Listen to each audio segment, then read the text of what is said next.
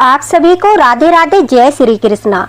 कार्तिक का पावन पवित्र महीना शुरू होने जा रहा है। कार्तिक मास को दामोदर मास भी कहा जाता है, यानी हमारे ठाकुर जी का मास। और अगर आपके घर में लड्डू गोपाल विराजमान है, आप लड्डू गोपाल की भी सेवा करते हो, तो यह महीना लड्डू गोपाल भक्तों के लिए, ठाकुर जी के जो भक्त होते हैं उनके लिए बहुत खास होता है। कहते हैं इस महीने में जो कार्तिक स्नान करता है, ठाकुर जी की सेवा करता है, लड्डू गोपाल की सेवा करता है, तो उसे कार्तिक मास का कई गुना फल प्राप्त होता है। और सिर्फ एक कार्तिक मास नियमों का पालन करते हुए अगर हम लड्डू गोपाल की सेवा करते हैं, तो हमारे न जाने कितने करोड़ पाप किए गए, जाने अनजाने में पाप, वो सब नष्ट हो जाते हैं और ठाकुर जी की भरपूर कृपा जो है हमारे परिवार पर बरसती है। लड्डू गोपाल की कृपा होना हमारे परिवार पर शुरू हो जाता है। तो आज इस वीडियो में हम जानेंगे कार्तिक स्नान कैसे किया जाता है, कार्तिक स्नान के क्या क्या नियम होते हैं, और अगर घर में लड्डू गोपाल जी विराजमान है तो कार्तिक स्नान के दौरान हमें क्या करना चाहिए। कार्तिक स्नान से जुड़ी संपूर्ण जानकारी आपको वीडियो में मिलेगी और बहुत ही सरल विधि आपको बताऊंगी, जो हर कोई कार्तिक स्नान करके कार्तिक मास का पुण्य फल प्राप्त कर सकते हैं। देखिए, कार्तिक स्नान में जो है सबसे पहला नियम जो होता है स्नान का होता है। हमें ब्रह्म मुहूर्त में उठकर कार्तिक मास में स्नान करना होता है, यानी 3 बजे से लेकर 5 बजे तक तारों की छांव में जब ब्रह्म मुहूर्त शुरू होता है तो 5 बजे तक हमें स्नान करना होता है। फिर उसके पश्चात पूजा पाठ करना होता है। घर में लड्डू गोपाल विराजित है तो ब्रह्म मुहूर्त में ही लड्डू गोपाल को भी स्नान कराया जाता है। कार्तिक स्नान के जो नियम है वो होते हैं पूजा, दान, स्नान, व्रत, भजन और ब्रह्मचर्य का पालन। कुछ लोग जो है भूमि पर सोने का संकल्प भी लेते हैं। कार्तिक मास में कई सारे संकल्प लिए जाते हैं जो पहले दिन से ही शुरू किए जाते हैं। पूर्णिमा के अगले दिन सुबह से ही कार्तिक स्नान प्रारंभ हो जाता है। अगर आप कार्तिक स्नान करना चाहते हो तो यह 5 नियमों का पालन तो आपको अवश्य ही करना पड़ेगा। स्नान, पूजा, दान, व्रत और ब्रह्मचर्य का पालन। इसी के साथ साथ हम संकल्प भी ले सकते हैं। आप जो है दीपदान का संकल्प ले सकते हो पहले दिन से ही, जिस दिन हम अपना कार्तिक स्नान प्रारंभ करते हैं, यानी पूर्णिमा से अगले दिन सुबह से ही कार्तिक स्नान प्रारंभ हो जाता है और कार्तिक पूर्णिमा पर उसका उद्यापन किया जाता है। तो इसी दिन से अगर आप चाहो ठाकुर जी के प्रति कोई संकल्प ले सकते हो। आप जो है माला जाप का संकल्प ले सकते हो कि मैं कार्तिक मास में इतनी माला जाप करूंगा, इतने हजार जाप करूंगा। आप दीपदान का संकल्प ले सकते हो। और कार्तिक मास में आपको 2 व्रत तो अवश्य ही करने हैं। रविवार के दिन भी व्रत किए जाते हैं कार्तिक मास में और 2 एकादशी पड़ती है। आप उन एकादशी के व्रत का भी संकल्प ले सकते हो। साथ ही साथ आपको 2 व्रत तो कार्तिक मास में अवश्य ही ठाकुर जी के लिए करने चाहिए। उससे आपको बहुत ज्यादा फल की प्राप्ति होती है। देखिए, कुछ लोग जो है वो कार्तिक मास में पूरे महीने व्रत रखते हैं, सिर्फ एक समय भोजन लेते हैं, सात्विक भोजन। कार्तिक मास का अगर आप स्नान करते हो, व्रत नहीं रखना चाहते तो कोई बात नहीं, आप सिर्फ 2 या फिर 5 या फिर सिर्फ और सिर्फ एकादशी की व्रत कर लीजिए। लेकिन आपको प्याज, लहसुन और तामसिक भोजन का सेवन नहीं करना है। अगर आप स्नान कर रहे हो, आपको यह नियम अवश्य ही लेना पड़ेगा। अगर आप व्रत पूरा महीना नहीं कर सकते तो सिर्फ सात्विक भोजन के साथ पूरा कार्तिक मास का नियम का पालन करना होगा। कुछ लोग सोने का नियम भी लेते हैं कि हम कार्तिक मास में जो है बिस्तर पर नहीं सोएंगे, भूमि पर सोएंगे, हम चारपाई पर नहीं सोएंगे, बेड पर नहीं सोएंगे। तो वो आपके ऊपर डिपेंड करता है कि आपको किस प्रकार से जो है कार्तिक मास का क्या संकल्प लेना है, आप क्या लेना चाहते हो। जो भी लेना चाहते हो आपको वो पूरे महीने पूरे सच्चे मन से उसे निभाना है। ये नहीं कि आपने 2 दिन किया, 3 दिन किया, संकल्प ले लिया और फिर उसे बीच में ही तोड़ दिया। देखिए, कार्तिक मास में सबसे पहले उठकर ब्रह्म मुहूर्त में उठकर अंधेरे में तारों की छांव में ठंडे जल से स्नान किया जाता है, क्योंकि शास्त्रों में ठंडे जल से स्नान करने का ही महत्व बताया गया है। लेकिन आपके स्वास्थ्य पर डिपेंड करता है, आपके ऊपर डिपेंड करता है। आप बुजुर्ग हो, आप बीमार हो, ज्यादा छोटे हो, बच्चे हैं, तो आप जो है हल्के से गुनगुने पानी में गंगा जल और काले तिल डालकर स्नान कर सकते हो। वो आपके ऊपर निर्भर करता है, लेकिन शास्त्रों में जो है ठंडे पानी से स्नान करने का ही नियम बताया जाता है। तो आप देख लीजिएगा आप किस प्रकार से स्नान कर सकते हो। गुनगुने पानी से भी आप स्नान कर सकते हो। उसके पश्चात हमें अपनी बालकनी में या छत पर जो है ब्रह्म मुहूर्त में ही पथवारी माता बनानी है। तुलसी माता को विराजित करके स्नान करने के पश्चात पूजा पाठ करना है। वीडियो में आप देख सकते हो, आप जो है ये पथवारी माता को पहले दिन पूर्णिमा की शाम को भी बना सकते हो। अगर किसी कारणवश नहीं बना पाते तो आप जिस दिन पहला स्नान करते हो उस दिन सुबह के समय ब्रह्म मुहूर्त में ही आप पथवारी माता को विराजमान कीजिए। आपको जो है साफ शुद्ध जगह पर अपनी बालकनी में या छत पर बड़ी ही आसान विधि बताऊंगी। अच्छे से जल से साफ कर लीजिए। फिर आप 4 ईंटें लेकर, देखिए पहले पथवारी जो है ईंटों से बनाई जाती है, इसलिए मैं भी ईंटों का ही प्रयोग कर रही हूँ। 4 ईंट लेकर आप चाहे तो उन ईंट को अच्छे से धोकर ईंटों पर आप जो है सफेद रंग से उन्हें कलर कर लीजिए, अगर आपकी इच्छा है। नहीं तो अच्छे से साफ स्वच्छ धोकर ईंटों को वर्ग के आकार में रख लीजिए। फिर अपनी ईंटों पर आपको सात्विक बनाना है। हल्दी से आप जो है टीके भी लगा सकते हो। अगर आप चाहते हो अच्छे से सजाना चाहते हो आपकी पथवारी माता को, तो आप गुलाल से, हल्दी से, आटे से, सभी रंगों से उन पर कोई भी जो है फूल वगैरह भी बना सकते हो। लेकिन उन पर सात्विक बनाना अत्यंत अनिवार्य है। आपको चारों ईंट पर सात्विक बनाना है। सात्विक बनाने के बाद आपको बिल्कुल साफ शुद्ध मिट्टी, उसमें कंकड़ पत्थर नहीं होने चाहिए। या तो आप मिट्टी को छान लीजिए या फिर आप साफ स्वच्छ मिट्टी लेकर पथवारी माता में जो आप बना रहे हो उसमें डाल लीजिए। उसके पश्चात आपको वहीं पर तुलसी माता को भी विराजमान करना है, ताकि हम तुलसी माता और पथवारी माता दोनों का एक साथ पूजन कर सके। वहीं पर छोटे से गमले में आप तुलसी माता को भी विराजमान कीजिए। तुलसी माता को आपको लाल रंग की चुनरी उड़ानी है। फूलों की माला भी तुलसी माता को आपको धारण करानी है। उसके पश्चात तुलसी माता में आपको लाल रंग का धागा या कलावा आप ले सकते हो। कलावे में 8 गांठ लगाकर आप अवश्य ही जो है तुलसी माता में उस धागे को बांधिए। कहते हैं कि लाल धागा तुलसी माता में बांधने से कार्तिक मास में आपके घर पर किसी भी प्रकार की बुरी शक्तियों, नकारात्मक ऊर्जा, टोना टोटका,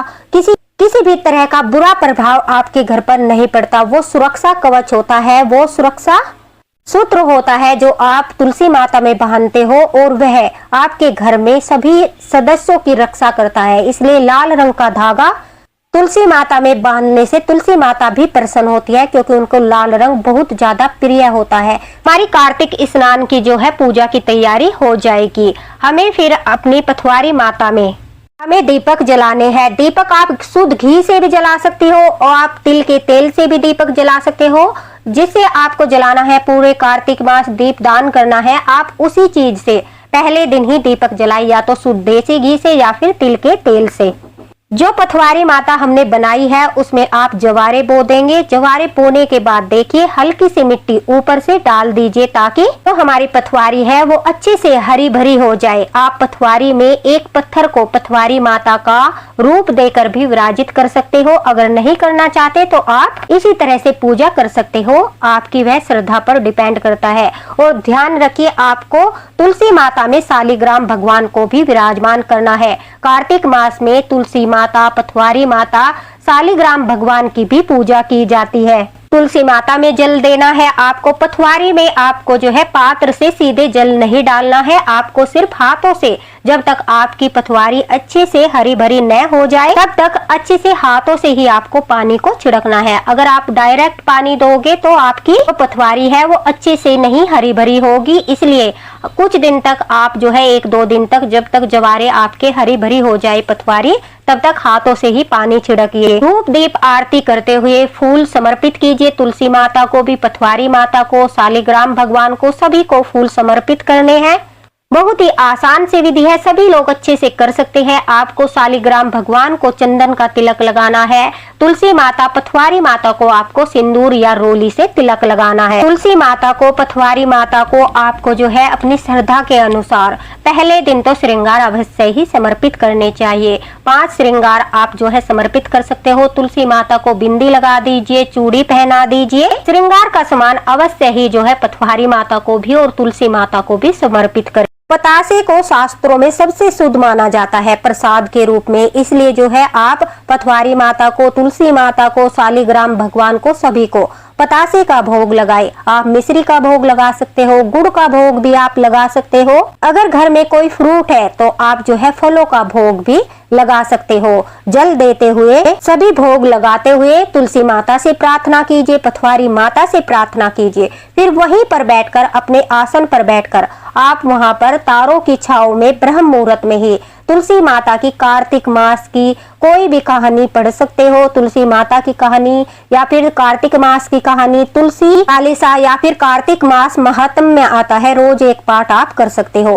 आप माला जाप भी वहीं पर बैठकर कर सकते हो। आपको जितने भी माला जाप करने हैं तुलसी माता के, आप जाप कर सकते हो। आप जो है यहीं पर ब्रह्म मुहूर्त में तारों की छांव में बैठकर एक माला तो अवश्य ही करें, बहुत ही ज्यादा पुण्य फल प्राप्त होता है। इस प्रकार से आप कहानी करने के बाद, महात्म में पढ़ने के बाद और जो है माला जाप करने के बाद आरती कीजिए। आरती पूजा करने के पश्चात आपकी जो है कार्तिक मास स्नान की पूजा संपूर्ण हो जाएगी। फिर दंडवत प्रणाम करते हुए आप जो है तुलसी माता और पथवारी माता की 7 परिक्रमा भी कर सकते हो। 7 परिक्रमा करते हुए नमो नमो तुलसी महारानी, नमो नमो हरि की पटरानी, इस तरह से तुलसी माता का जाप करते रहिए और प्रणाम करके फिर आप अपने मंदिर में आकर पूजा पाठ करिए। देखिए, अगर घर में लड्डू गोपाल विराजित है तो आप ब्रह्म मुहूर्त में ही कार्तिक स्नान के दौरान लड्डू गोपाल को भी स्नान कराए, पंचामृत से ठाकुर जी को स्नान कराए और ठाकुर जी को उनके प्रिय भोग भी लगाए। आप जो है कार्तिक मास में अगर ठाकुर जी को ब्रह्म मुहूर्त में स्नान कराते हो, घर में विराजित लड्डू गोपाल को आप ब्रह्म मुहूर्त में स्नान कराते हो तो आपको बहुत ही ज्यादा पुण्य फल प्राप्त होता है। कहते हैं हमारे घर की सारी नेगेटिव एनर्जी कार्तिक मास स्नान करने से जो है दूर हो जाती है। हमारे घर में सुख समृद्धि आती है, सौभाग्य आता है और हमारे घर की सारी दरिद्रता गरीबी दूर हो जाती है। और कहते हैं कार्तिक मास का स्नान करने से ब्रह्म मुहूर्त में अगर घर में लड्डू गोपाल विराजित है तो लड्डू गोपाल की सेवा करने से हमारे घर में इतनी ज्यादा धन की आवक होती है दामोदर मास में कि हमारे घर में कभी भी धन की कमी नहीं होती। ठाकुर जी की भरपूर कृपा बरसती है, लड्डू गोपाल की खूब कृपा बरसती है। इसलिए आप कार्तिक स्नान अवश्य करें। अगर आप कार्तिक स्नान नहीं कर सकते, नियमों का पालन नहीं कर सकते, तो आपको घबराने की कोई आवश्यकता नहीं है, क्योंकि कार्तिक मास में बहुत सारे ऐसे अवसर आते हैं जब जब आप दीप दान करके, दान पुण्य करके, ठाकुर जी की सेवा करके, व्रत करके आप कार्तिक मास का फल प्राप्त कर सकते हो। कार्तिक मास स्नान करने का नियम सिर्फ इतना सा है कि आपको किसी पशु पक्षी को हानि नहीं पहुंचानी है, झूठ नहीं बोलना है, किसी के साथ लड़ाई झगड़ा नहीं करना है, दीप दान करने हैं, 2 व्रत अवश्य करने हैं और आपको ब्रह्मचर्य का पालन करना है, शुद्ध सात्विक भोजन करना है, प्याज लहसुन तामसिक भोजन का त्याग करना है।